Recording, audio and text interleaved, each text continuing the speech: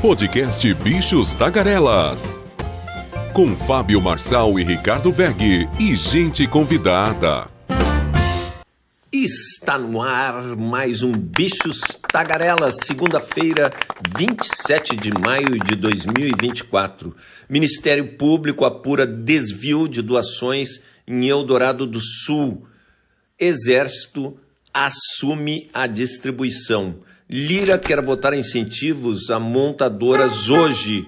Notinhas das araras, os destaques internacionais, a Rádio ONU, o nosso correspondente em Nova York, Carlos Kaminski, e o comentário de Renato Rossi, nosso especialista na indústria automobilística.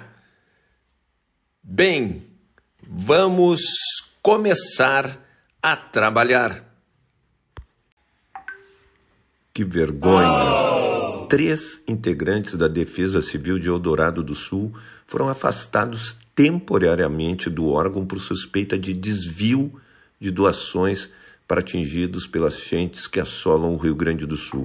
O Grupo de Atuação Especial de Combate ao Crime Organizado, GAECO, do Ministério Público do Rio Grande do Sul, deflagrou uma operação de busca e apreensão depois de receber denúncias que parte das doações encaminhadas para Eldorado do Sul era entregue só com o objetivo de contemplar futuros eleitores dos investigados.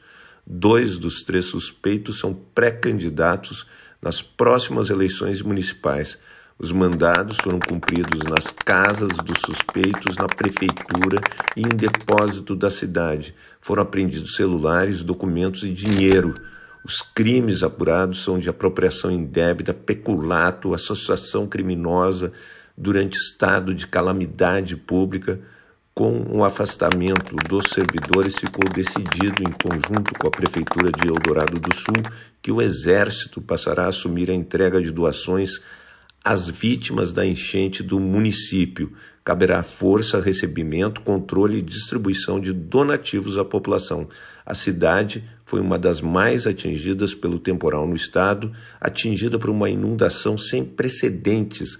A área urbana do município, de 40 mil habitantes, foi completamente tomada pelas enchentes e centenas de carros ficaram abandonados. A população de Eldorado do Sul precisou ser abrigada em municípios vizinhos. A cidade, que é banhada pelo Lago Guaíba, fica na margem oposta a de Porto Alegre. Ainda de acordo com a empresa Metsul, a previsão é de mais chuva no Rio Grande do Sul esta semana. Então é uma notícia que não é boa. Então, o que a gente espera é que o GAECO coloque na cadeia essas pessoas que estão se aproveitando das doações de todo o Brasil. Para a reflexão de vocês, será que nós teremos que dar incentivos a montadoras que estão ganhando uma fortuna no país, principalmente agora com a introdução do carro elétrico? Mas o governo pode ver o programa Mobilidade Verde e Inovação Mover perder efeito se o projeto de lei que regulamenta os incentivos ao setor automotivo não for aprovado pelo Congresso até a próxima sexta-feira. Nesta data, termina o prazo de validade de 120 dias da medida provisória que criou a iniciativa. O governo editou em dezembro uma medida provisória que criou o Mover. Diante da resistência do Congresso em analisar o tema por meio de medida provisória, contudo, o Executivo precisou mudar de estratégia e enviar à Câmara um projeto de lei com urgência constitucional.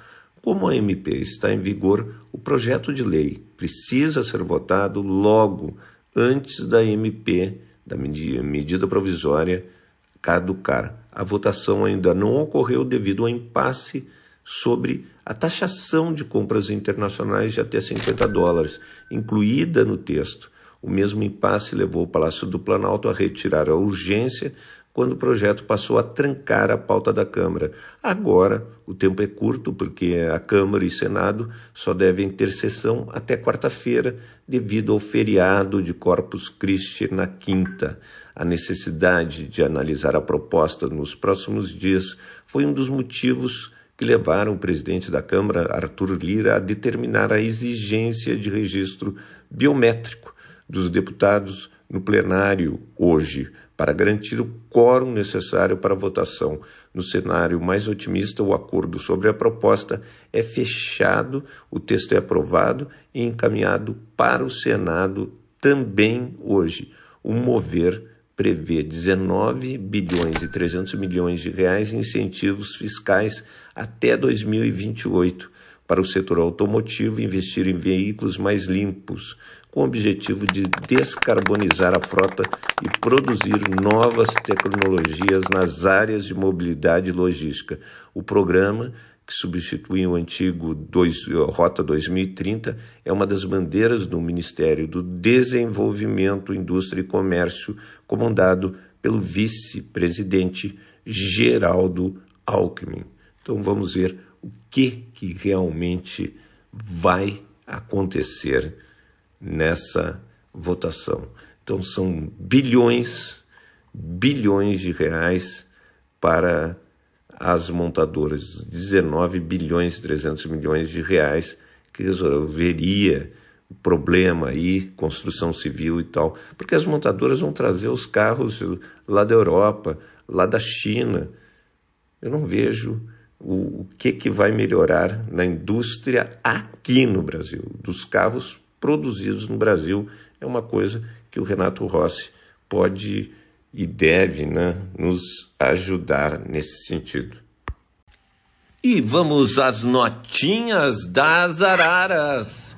A sua agenda do dia na capital federal. O presidente Lula recebe a Associação do Setor de Proteína Animal. Geraldo Alckmin reúne-se com a indústria gaúcha lá em Caxias do Sul. Bolsonaro, em São Paulo, realiza o primeiro encontro para arrecadar doações ao Rio Grande do Sul. O Bolsonaro foi o cara que descobriu que ocorre uma catástrofe no Rio Grande do Sul depois de um mês. É brincadeira. Quem é que dirige esse jovem presidente Jair Bolsonaro? Petrobras, presidente Magda Chambriard, concede a primeira entrevista a jornalistas. O Campos Neto participa do almoço do Grupo LIDE, que é do João Dória. Enem, Ministério da Educação, abre inscrições. E vamos às agendas desta semana. Então, já falamos da de hoje. Na terça-feira, o Congresso deve analisar os vetos presidenciais. A gente vai falar sobre isso.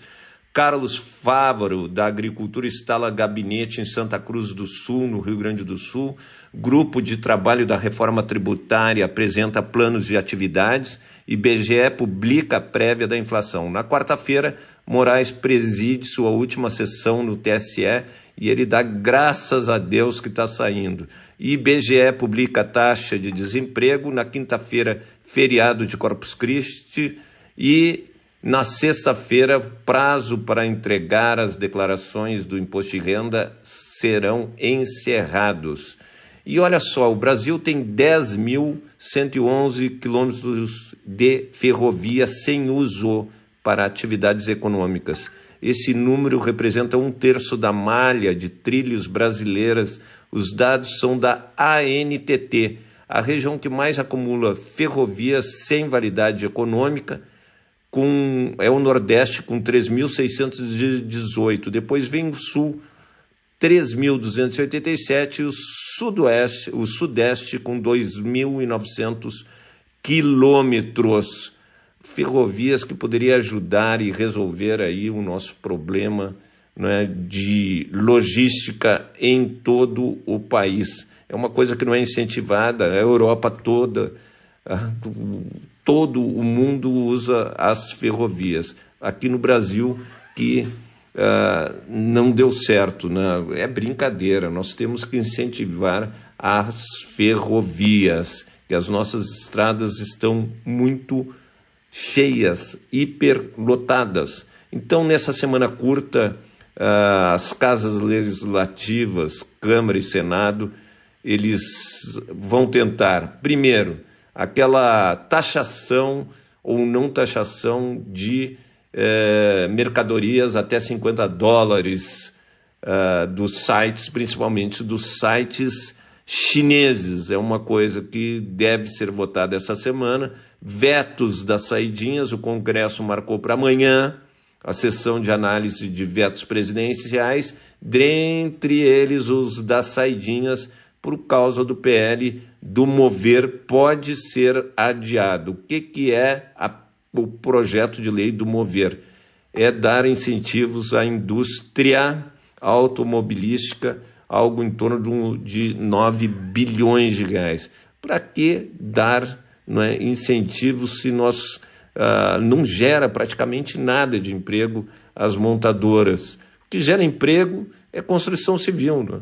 Mas vamos lá. Reforma tributária, o grupo de trabalho que discute o primeiro projeto de regulamentação, se reúne com Bernardo Api, secretário da Reforma Tributária, e apresenta o plano de trabalho na terça-feira. O ministro Fernando Haddad declarou que o governo vai entregar até quarta o segundo projeto. E, relembrando, o vice-presidente Geraldo Alckmin, então, está no Rio Grande do Sul. Canoas, voos comerciais, a base aérea da cidade começou a receber voos comerciais nessa segunda-feira. A Latam, a partir de hoje, tem 12 voos saindo dos aeroportos de Guarulhos e Congonhas, em São Paulo. A Gol, a partir de 1º de junho, 9 voos de Guarulhos. A Azul, a partir de 1º de junho, 28 voos de aeroportos, principalmente de Viracopos. 6 bilhões e 700 milhões de reais, o governo publicou medida que abre esse crédito extraordinário para a compra de arroz. A preocupação do governo é que o arroz não dispare com a catástrofe que aconteceu no Rio Grande do Sul, e o Rio Grande do Sul é o produtor, ele produz 70% de todo o arroz no Brasil. Bares e restaurantes, a Brasel estima que a recuperação total do setor no Rio Grande do Sul vai demorar 2 anos. Disse que ao menos 23% do setor foi atingido parcialmente ou totalmente pelas chuvas. O presidente Lula, então, tem os seguintes compromissos no Palácio do Planalto: reúne-se com a ministra Marina Silva, com o ministro André Fufuca, do Esporte, recebe o Wellington César Lima, secretário-geral para Assuntos Jurídicos da Casa Civil, e também reúne-se com o ministro Carlos Fávaro e todas aquelas entidades da proteína animal, a ABIEC, Associação Brasileira das Indústrias Exportadoras de Carnes, Associação Brasileira de Proteína Animal e Associação Brasileira de Frigoríficos. Esses são os principais pontos aqui e agenda dessa semana curta na capital federal. E vamos aos destaques na imprensa do mundo. New York Times: como a China avançou tanto na política industrial. Washington Post: Chase Oliver é nomeado como candidato presidencial do Partido Libertário nos Estados Unidos. Olha, sempre fica ali democratas e republicanos e aparece sempre um maluco, né, tentando ali ser a terceira via, que nunca aconteceu nos Estados Unidos. Sempre é democrata ou republicano. Wall Street Journal: Estados Unidos se opõem a plano da Europa para censurar Irã por atividade nuclear. Clarim: fundo político milionário está ligado ao Ministério da Justiça. La Nación: Milei e o presidente argentino é o presidente argentino com mais viagens ao exterior em 6 meses de mandato. Ele não gosta muito de ficar em Buenos Aires. E o País: mais de 2.000 pessoas permanecem desalojadas devido às inundações no norte do país, ou é o país do Uruguai aqui que nós estamos falando. Então, está com problemas de enchentes também, Uruguai e Argentina. E o país da Espanha, a Espanha vai fornecer armas à Ucrânia no valor de mais de 1,1 bilhão de euros, uma ajuda militar sem precedentes. Financial Times, BCE está pronto para começar a cortar taxas, diz economista-chefe. E os ministros das Finanças da União Europeia declararam que estão perto do consenso sobre congelar os ativos russos para aumentar o auxílio à Ucrânia. O acordo deve ser fechado na próxima reunião em junho. Os ministros também declararam que a China prejudica as economias de parceiros comerciais, afirmaram que consideram tomar medidas para garantir condições de concorrência equitativas, mas não detalharam. Na realidade, critico a China, mas todo mundo tem menos medo da China. E foram 10 mil migrantes que chegaram ao Reino Unido sem documentos em 2023, a maioria pelo Canal da Mancha. E Tel Aviv é alvo de foguetes, segundo o Exército, as Forças de Defesa de Israel. 8 foguetes que não atingiram ninguém. O brasileiro Michel Neisenbaum, de 59 anos, foi enterrado no domingo na cidade israelense de Askelon, próximo à faixa de Gaza. Eles informaram terem encontrado o corpo do brasileiro na sexta-feira. Então, o exército israelense encontrou. E o presidente ucraniano Zelensky sugeriu a participação dos líderes Joe Biden e Xi Jinping na conferência que vai discutir a paz na Ucrânia. Será em 15 e 16 de junho na Suíça. A Rússia já falou que não vai lá. Então, para a Rússia, não interessa porque ela está ganhando a guerra. E a Ucrânia está um pouco desesperada. A Rússia bombardeou no sábado um supermercado na cidade de Kharkiv. Ao menos 6 pessoas morreram. E o dólar blue na Argentina bateu o recorde nominal na quinta-feira, cotado a 1.280 pesos argentinos no fechamento. Então, a situação da Argentina continua muito grave e qual será a solução, né, para a Argentina? Será que será Milei mesmo? E a nossa parceira Rádio ONU traz o seu destaque exclusivo aqui para o Bichos Tagarelas. Para celebrar o Dia da África, neste 25 de maio, representantes internacionais colocam em foco a interseção entre os direitos, o potencial e as capacidades da região para promover avanços. A mensagem do secretário-geral da ONU, Antônio Guterres, ressalta um continente dinâmico e diversificado, num mundo marcado por mais contribuições dos africanos. O líder das Nações Unidas destaca ainda a crescente população jovem africana, a riqueza de recursos naturais, a beleza e a diversidade cultural que conferem uma grande potencialidade ao continente.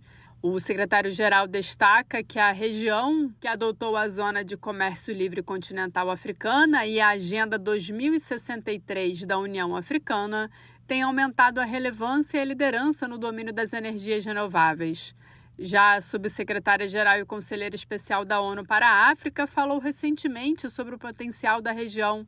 Cristina Duarte ressaltou que o respeito às instituições pode impulsionar progressos. A África é um continente rico em recursos energéticos, mas basicamente 600 mil pessoas sem acesso à eletricidade. Como é possível? Como é possível? Neste século, 20º, né, do primeiro século, como é possível? O que é que está a faltar? O que é que nós não fomos capazes de acionar depois das nossas independências? Eu acredito que as lideranças africanas têm que, na minha opinião, entender a importância crítica das instituições, dos sistemas países, através dos quais podem exercer controle sobre os fluxos. Em direção ao cumprimento dos Objetivos de Desenvolvimento Sustentável, a ONU sugere a reforma da arquitetura financeira internacional para que os países em desenvolvimento tenham acesso a recursos necessários para investir nos povos. Da ONU News em Nova York, Ana Paula Loureiro. A Organização Internacional para Migrações, OIM, revelou que o deslizamento de terra ocorrido na sexta-feira no norte da Papua Nova Guiné pode ter provocado até 670 mortes. O total de vidas perdidas é muito mais alto do que as 90 que se pensava anteriormente, revelou neste domingo o chefe do escritório da agência da ONU, Sheran Aktoprak. Ele disse que a comunidade do vilarejo de Yambali, situada no sopé de uma montanha na remota província de Enga, está soterrada a uma profundidade de entre 6 e 8 metros. No total, pelo menos 150 casas estariam embaixo da terra. Serran Aktoprat declarou a esperança de se encontrar cerca de 770 pessoas vivas estão diminuindo.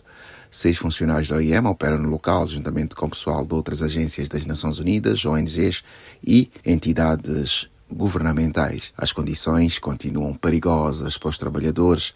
No local onde a água continua a escorrer, montanha abaixo, e a terra ainda desliza. A queda de pedras também afeta os esforços de socorro. Da ONU News em Nova York, Eleutério Gavan. E chegou a hora do comentário diretamente de Nova York, do nosso querido Carlos Kaminski. Olá, Ricardo Veg. Olá, Fábio Marçal. Olá, Renato Rossi. Bichos tagarelas. Aqui Carlos Kaminski de Nova York. Hoje, segunda-feira aqui nos Estados Unidos, 27 de maio, é o dia do Memorial Day. É um feriado nacional americano que acontece sempre na última segunda-feira do mês de maio e faz uma homenagem a homens e mulheres que morreram enquanto serviam as Forças Armadas aqui dos Estados Unidos. Originalmente conhecido como Dia da Decoração, originou-se nos anos seguintes à Guerra Civil e se tornou um feriado federal a partir de 1971 aqui nos Estados Unidos. E muitos norte-americanos observam o Memorial Day visitando os cemitérios, fazendo as homenagens para os seus entes queridos, né? Fazem reuniões de famílias, existem desfiles e outras homenagens, né, que são prestadas àqueles que já se foram, né? É meio que comparado ao nosso feriado de finados aí no Brasil. E também marca o início do verão aqui nos Estados Unidos. Não oficialmente, mas é a data que todos têm aqui como o início do verão nos Estados Unidos. E um dos destaques aqui da mídia norte-americana foram os tornados que atingiram a região central do país, onde pelo menos 18 pessoas morreram, entre elas 4 crianças, né? E esses tornados que atingiram o centro do país aconteceu na noite de sábado para domingo, e milhões de pessoas enfrentam contínuas ameaças climáticas severas durante o final de semana. Nesse final de semana, como já falei, é um feriado prolongado, é o Memorial Day aqui nos Estados Unidos.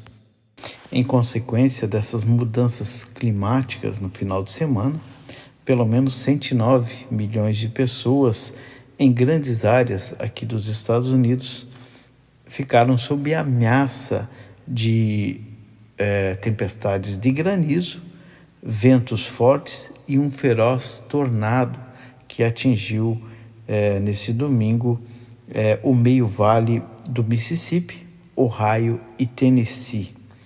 à medida que as tempestades se moveram para o leste. O Centro de Prevenção de Tempestades alertou sobre um tornado violento, granizo extremo e corredores de danos generalizados causados pelo vento. O Centro de Previsão de Tempestades também alertou para vários possíveis tornados com granizo, com bolas maiores, né? Essas pedras de gelo maiores que uma bola de beisebol, e as rajadas de vento passando das 85 milhas por hora. E isso foi, obviamente, um alerta para toda a região. E mesmo assim, tivemos, como eu falei no início, 18 pessoas mortas em consequência dessas tempestades. Além dos mortos, muitas pessoas ficaram feridas. Dentro de um posto de gasolina, lá no noroeste do Texas, 60 a 80 pessoas ficaram presas até a tempestade passar. E várias dessas pessoas sofreram ferimentos, mas, graças a Deus, nenhum desses fatal. Muitos veículos também foram danificados e destruídos, deixando cerca de 40 pessoas presas. Eles foram transportados de ônibus para outros lugares, onde foram pegos por membros da família. Tudo isso na região lá do Texas. Uma equipe de pesquisa do Serviço Nacional de Meteorologia em Dallas descobriu que o tornado, de pelo menos uma classificação preliminar de força EF2, atingiu a região no norte do Texas, com ventos chegando até 135 milhas por hora. Ainda também existe um risco de tempestades de nível de 3 a 5, muito severas, sobre partes do Vale do Mississippi e também do Vale do Ohio, na manhã desta segunda-feira. Esses tornados de classe EF2 até EF5 e rajadas de vento que podem ser superior a 75 milhas por hora, de acordo com o Centro de Previsão de Tempestades. E o início desse verão não oficial aqui nos Estados Unidos, ele vem trazendo temperaturas recordes. Por que nós falamos o início do verão não oficial? Porque oficialmente o verão é só a partir do dia 20 de junho. Mas agora já começa, obviamente, a mudança no clima. Mas os meteorologistas estão muito preocupados com esse aumento excessivo nas temperaturas. Só para você ter uma ideia, as altas temperaturas diárias e leitura de índices de calor pode ser superior a 115 graus Fahrenheit em algumas áreas. Foi o que observou o Centro de Prevenção de Tempestades.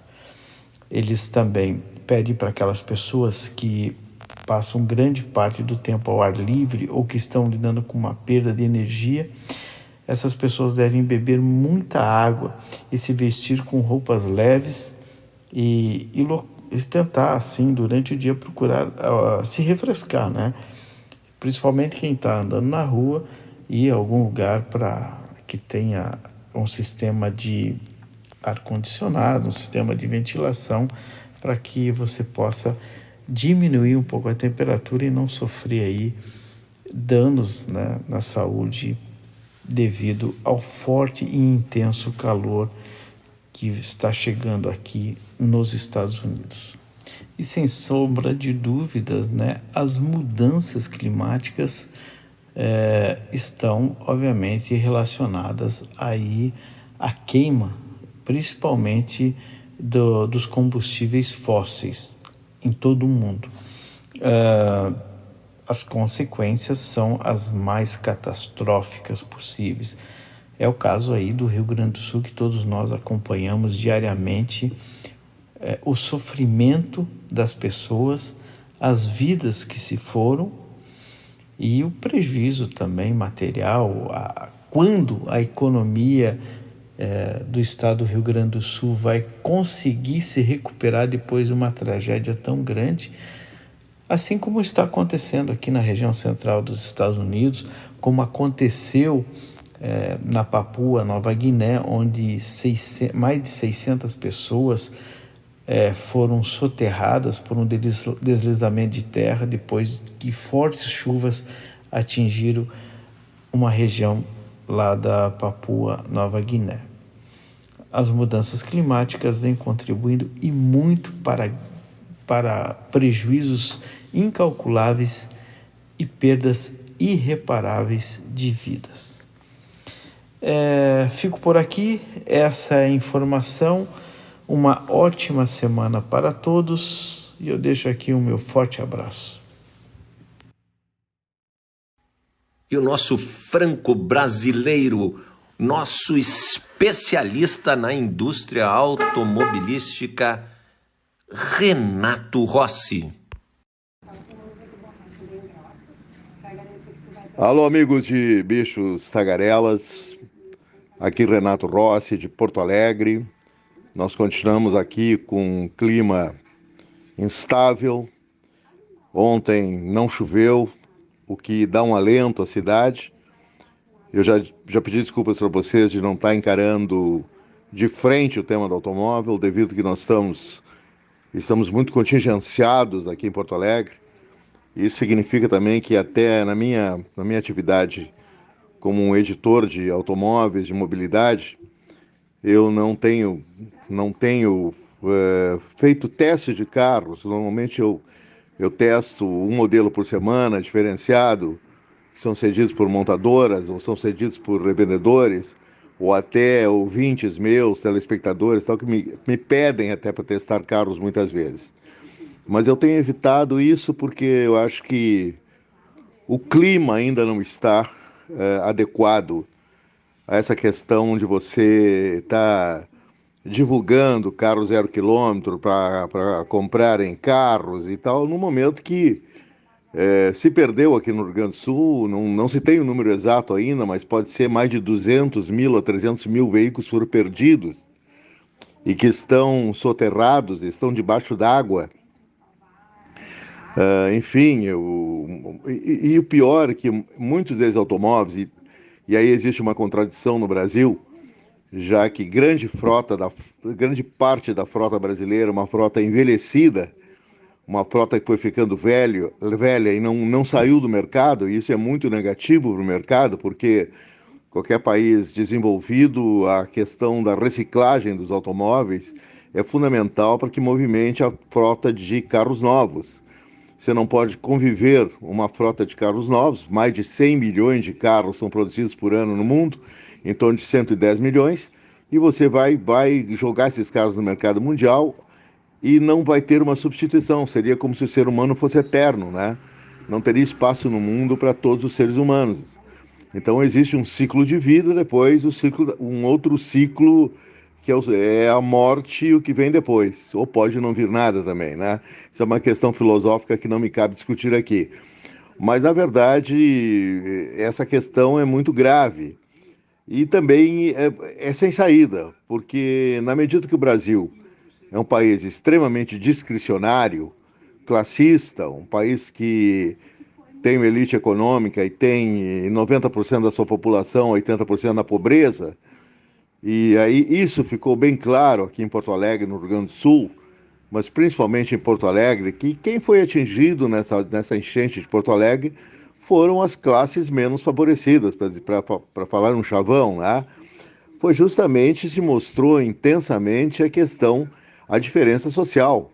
As pessoas, não que todos que foram alcançados pela enchente fossem pobres ou miseráveis ou destituídos, nada disso.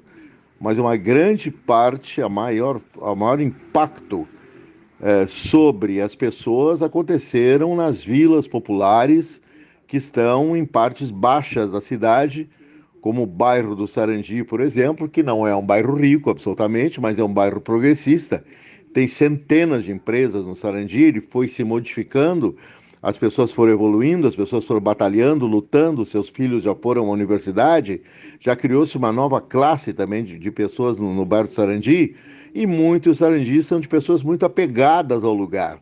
Pessoas que inclusive evoluíram economicamente e não quiseram sair do bairro.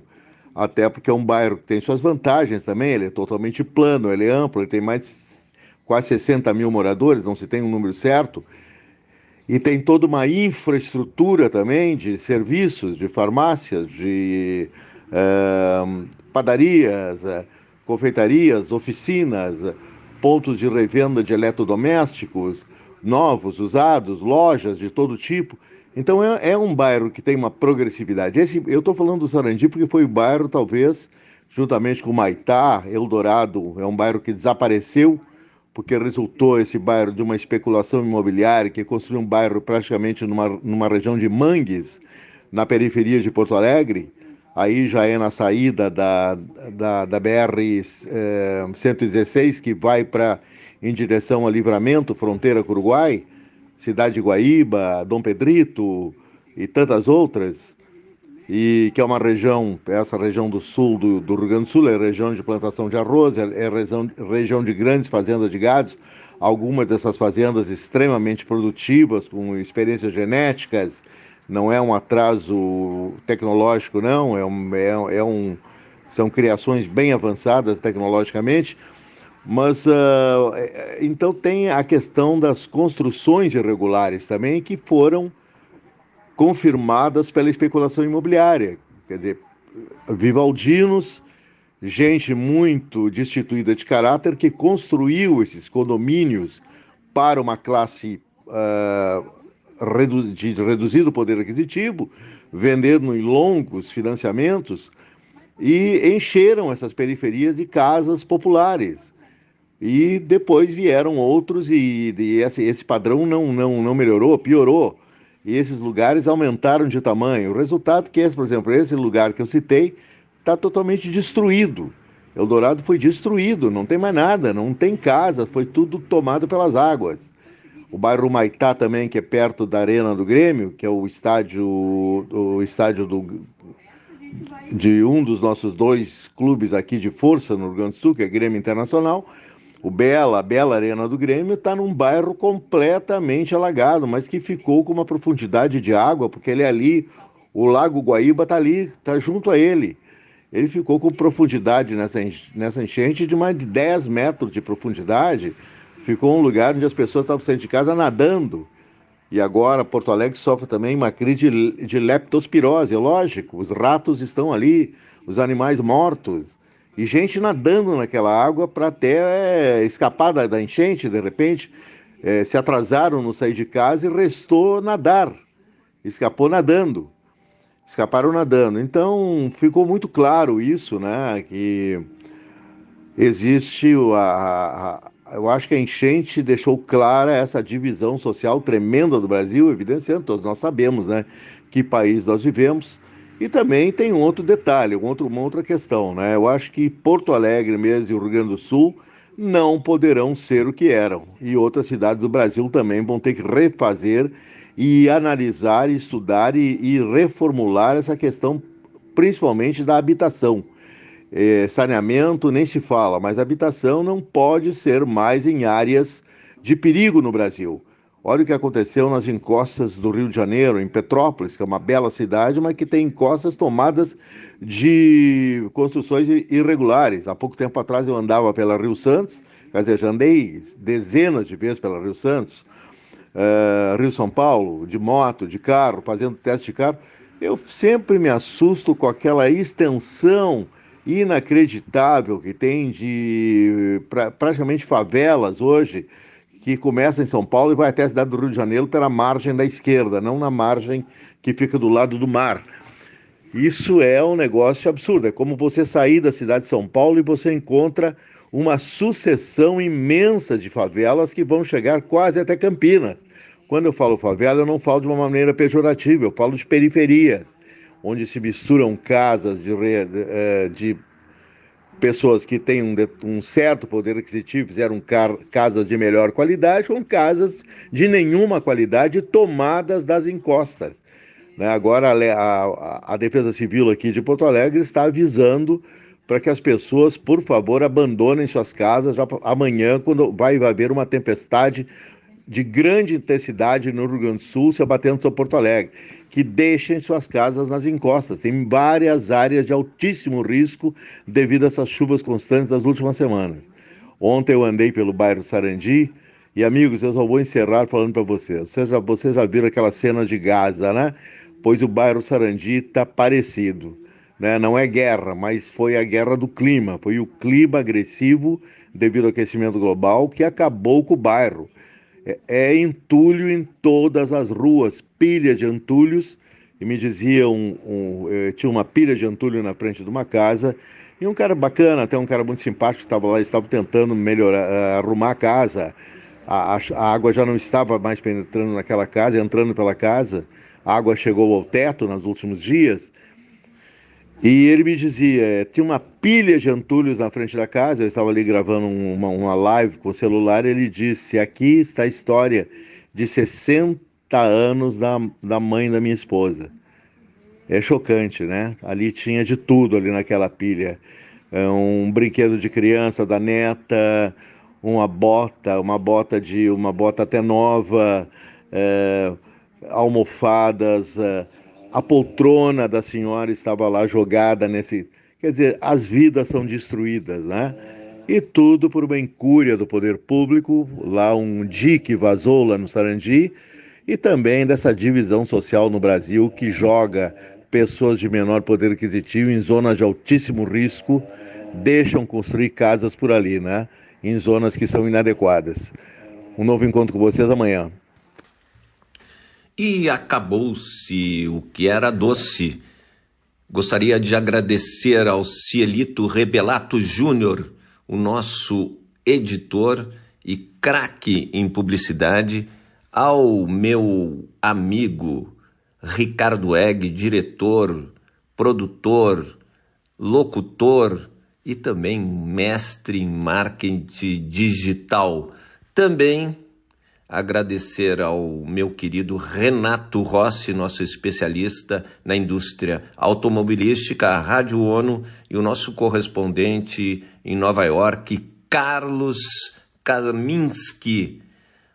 O que eu desejaria a todos é uma maravilhosa semana e conto com vocês, com a audiência de vocês, nesta semana curta, que teremos um feriado na quinta-feira, mas os nossos queridos e amáveis parlamentares já abandonaram, não apareceram a grande maioria aqui em Brasília, esperando que o presidente da casa, Arthur Lira, dê a possibilidade de eles votarem remotamente. Esse voto remoto está na moda no Supremo e também está na moda no Congresso Nacional. Significa que daí eles têm uma desculpa para nunca mais aparecerem aqui na capital federal. Até amanhã, terça-feira, com mais um Bichos Tagarelas. Obrigado.